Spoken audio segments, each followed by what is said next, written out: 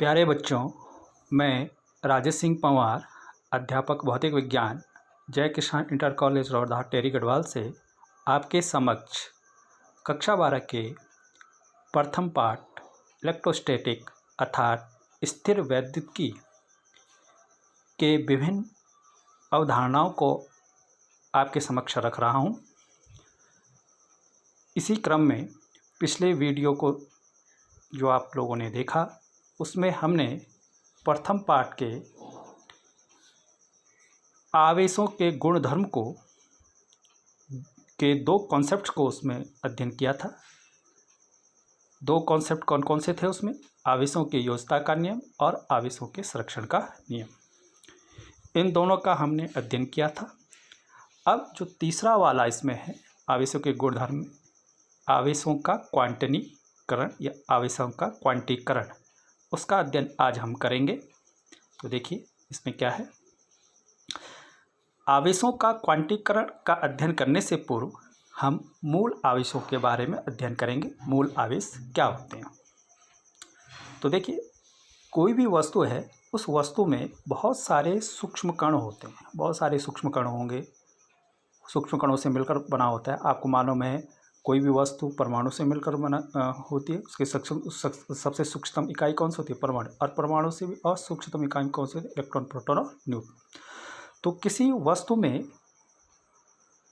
जो सूक्ष्म कणों से मिलकर जो बनी है वस्तु, उस कण पर जो न्यूनतम संभव आवेश, एक कण पर जो न्यूनतम संभव आवेश होता है, उसको क्या कहते हैं? मूल आवेश कहते हैं उस वस्तु का। जैसे आपने देखा होगा कि जब कोई बिल्डिंग बनती है तो उसमें सबसे छोटी इकाई क्या होती है? ईंट होती है। तो ईंट क्या है? उस बिल्डिंग की क्या है? मूल है, या मूल आवेश हम उसको कह सकते हैं इस कॉन्सेप्ट के, इस अवधारणा के संबंध में समझने के लिए। तो ठीक इसी प्रकार किसी भी वस्तु में क्या होता है? सबसे छोटा जो इकाई होती है उस पर जो सबसे न्यूनतम आवेश होता है, सबसे कम आवेश होता है, न्यूनतम संभव आवेश को हम क्या कहते हैं? मूल आवेश। तो यहाँ पर स्टेटमेंट लिखा है, कथन लिखा है, आप इसको देख सकते हैं कि किसी वस्तु पर जितना न्यूनतम संभव आवेश होता है वह उस वस्तु का मूल आवेश कहलाता है। इसको किससे प्रदर्शित करते हैं? स्मॉल ई से प्रदर्शित करते हैं। और इस ई का जो मान होता है वो कितना होता है? 1.6 गुणा 10⁻⁻19 कूलाम होता है। ठीक, यहाँ पर ध्यान देने वाली जो बात है कि अगर कोई वस्तु है उसमें जो सूक्ष्मतम कण इलेक्ट्रॉन है, तो उस इलेक्ट्रॉन पर जो आवेश होगा 1.6 गुणा 10⁻⁻19 कूलाम ही होगा। किंतु इलेक्ट्रॉन पर आवेश कैसा होता है? ऋणात्मक। तो -1.6 गुणा 10⁻⁻19 कूलाम उस पर न्यूनतम संभव आवेश होगा, यानी उसका मूल आवेश।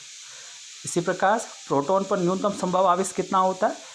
ठीक परिमाण में उतना ही होता है, 1.6 गुणा 10⁻⁻19 कूलाम होता है। किंतु इसका चिन्ह क्या होता है? विपरीत होता है, धनात्मक होता है। ठीक, तो ये मूल आवेश की अवधारणा है। क्वांटीकरण को समझने से पहले मूल आवेश को समझना जरूरी है। तो किसी वस्तु पर जो न्यूनतम संभव आवेश होता है वह उस वस्तु का क्या कहलाता है? मूल आवेश कहलाता है।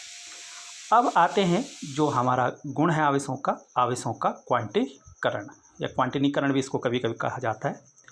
तो क्या होता है इसका स्टेटमेंट देख लीजिए। किसी भी वस्तु, कण अथवा आयन का, कोई वस्तु हो सकती है, कोई कण हो सकता है, कोई आयन हो सकता है, उस पर जो कुल आवेश होगा Q, कुल आवेश मान लीजिए कितना है? Q। इसको स्मॉल q से भी रिप्रेजेंट कर सकते हैं या कैपिटल Q से भी इसको रिप्रेजेंट किया जा सकता है, कुल आवेश को। ठीक है, तो किसी वस्तु पर जो कुल आवेश होता है Q, उसको स्मॉल q से प्रदर्शित कीजिए या कैपिटल Q से प्रदर्शित कीजिए। यहाँ पर हम इसको स्मॉल q से प्रदर्शित कर रहे हैं। उस वस्तु, कण या आयन पर उपस्थित मूल आवेश, उस कण वस्तु या आयन पर उपस्थित मूल आवेश को किससे प्रदर्शित कर रहे थे हम? E से।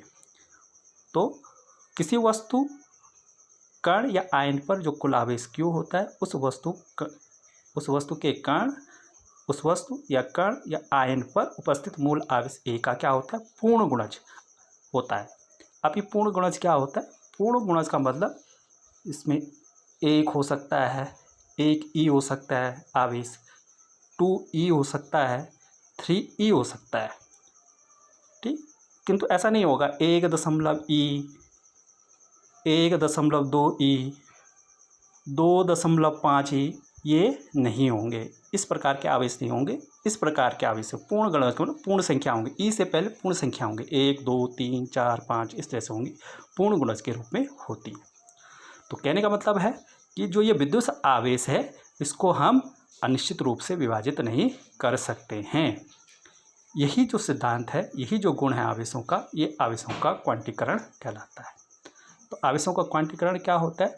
किसी वस्तु पर, कोई वस्तु है, उस वस्तु का कुल आवेश जो होगा, कुल आवेश जो Q होगा इस वस्तु पर, इस पर टोटल आवेश जो होगा, इस पर जो न्यूनतम संभव आवेश जो E है उसका पूर्ण गुणज होगा। यानी इसको सूत्र के रूप में हम लिख सकते हैं Q बराबर, अगर इसको स्मॉल ले लें, स्मॉल q बराबर NE।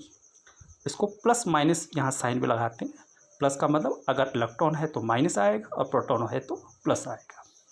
तो इसको यहाँ पर हम दर्शा भी सकते हैं, यहाँ पर भी इसको दर्शाया गया है कि किसी वस्तु पर जो न्यूनतम आवेश होता है, कुल आवेश होता है, उस वस्तु पर उपस्थित मूल आवेश का पूर्ण गुणज होता है। Q बराबर प्लस माइनस NE होता है। यहाँ पर जो Q है वस्तु पर कुल आवेश है, E क्या है? वस्तु पर मूल आवेश है, और N क्या है? N का मान 1 2 3 4 इस प्रकार से 5 6 100 कुछ भी हो सकता है। ठीक है, ये चीज़ मैंने आपको पहले बता दी। यहाँ पर जो नीचे हैं कि वस्तु पर जो आवेश होगा 1E हो सकता है, या 1E को E लिखते हैं, 2E हो सकता है, 3E हो सकता है, 4E हो सकता है। इसी प्रकार वस्तु पर जो आवेश है 1E 1.3E 2.4 यह दशमलव में नहीं होगा, ठीक है ना, यानी वो विभाजित नहीं होगा। यही क्वांटीकरण का सिद्धांत है। ठीक है, तो ये इसका मेन पोर्शन है क्वांटीकरण का, जो पूछा भी जाता है परीक्षा में, बहुत इंपॉर्टेंट है। और इस पर एक न्यूमेरिकल क्वेश्चंस भी आता है, उसको भी हम देख लेते हैं। यहाँ पर प्रश्न है, एक कूलम आवेश पर में कितने इलेक्ट्रॉन होंगे? अगर किसी वस्तु पर एक कूलम आवेश है तो उसमें इलेक्ट्रॉनों की संख्या क्या होगी? तो वस्तु पर कुल आवेश Q कितना है? कुल आवेश को किससे प्रदर्शित करते हैं? Q से। Q बराबर 1C। मूल आवेश E है, इलेक्ट्रॉन है, यहाँ पर दे रखा है, इलेक्ट्रॉन आपको दिया हुआ है। क्या है यहाँ पर? एक कूलम आवेश में कुल कितने इलेक्ट्रॉन हैं? इलेक्ट्रॉन दिया, तो E पर कुल कितना आवेश होगा? -1.6 गुणा 10⁻⁻19 कूलम। सूत्र लगाएंगे आप, क्योंकि इलेक्ट्रॉन का केस है। Q बराबर NE, आप यहाँ पर Q बराबर -NE भी रख सकते हैं इलेक्ट्रॉन। और आंकिक प्रश्न है, क्योंकि आंकिक प्रश्न है, यहाँ पर आप Q बराबर NE भी लिख सकते हैं डायरेक्ट, क्योंकि आंकिक प्रश्न है, तो ऐसे भी लिख सकते हैं, दोनों तरीके से कर सकते हैं। यहाँ पर हम माइनस साइन लेकर कर रहे हैं, तो क्या है यहाँ पर देख, Q बराबर -NE, क्वांटीकरण का सिद्धांत हमने यहाँ पर सूत्र लगाया। एक कूलम आवेश है, एक लिख दिया, -N हमें निकालना है, और E का मान है 1.6 गुणा 10⁻⁻19 कूलम। एक गुणा माइनस का क्या हो जाएगा? ये माइनस चिन्ह क्या हो जाएगा? प्लस हो जाएगा। फिर N गुणा 1.6 गुणा 10⁻⁻19, इसको पक्षांतर कर देंगे, यह इधर आ जाएगा। N गुणा 1.6 गुणा 10⁻⁻19 बराबर 1। फिर ये N बराबर हो जाएगा 1/1.6 गुणा 10⁻⁻19, यहाँ बटे में चला जाएगा। N बराबर 1 गुणा ये 10⁻⁻19 ऊपर चला जाएगा, तो कितना आ जाएगा? 10⁻19 बटा 1.6।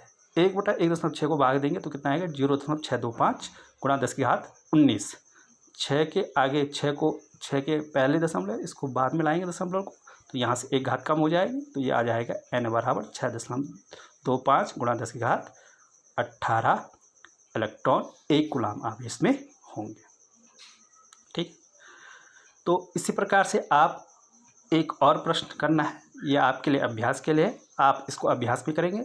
अभी तक आपने निकाला एक कूलम आवेश में कितने इलेक्ट्रॉन होंगे, यहाँ पर कितने, क्या निकालना है? 2 कूलम आवेश में कितने इलेक्ट्रॉन है। इस प्रश्न को आपने स्वयं हल करना है। यहाँ पर जो कुल आवेश है वो 2 कूलम का है, 2 कूलम का आवेश है, और E कितना है? -1.6 गुणा 10⁻⁻19। तो इसका अभ्यास आप करेंगे, बाकी अगले वीडियो में। Thank you.